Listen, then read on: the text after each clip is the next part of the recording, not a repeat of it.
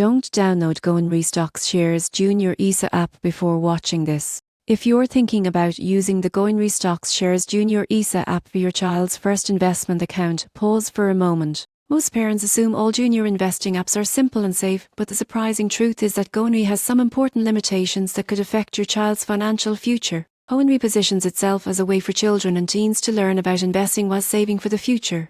It allows kids to invest in stocks, and it's through a junior ESA, which is a tax-efficient account. On the surface, it seems ideal for teaching financial literacy. But here's where most people get it wrong.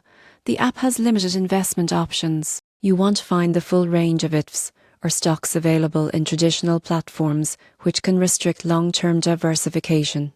Another factor to consider is fees. While Gohenry claims to be beginner-friendly, there are monthly account fees plus potential charges when buying or selling shares. Over time, these small fees can add up and significantly reduce returns, especially for smaller balances typical of junior accounts. Many parents overlook this because the app makes investing look effortless. The platform also emphasizes ease of use and learning over active control. This means older kids, who might want to explore more advanced investment strategies, will find it limiting. Automated suggestions and pre-selected portfolios are convenient, but may not teach critical decision-making skills in real market conditions. On the positive side, Gohenry does offer a structured way for kids to start learning about money. It encourages responsible saving, goal setting, and basic investing knowledge, which can be invaluable for long-term financial literacy. In conclusion, don't download Gohenry Stocks Shares Junior ESA expecting a fully flexible investment platform.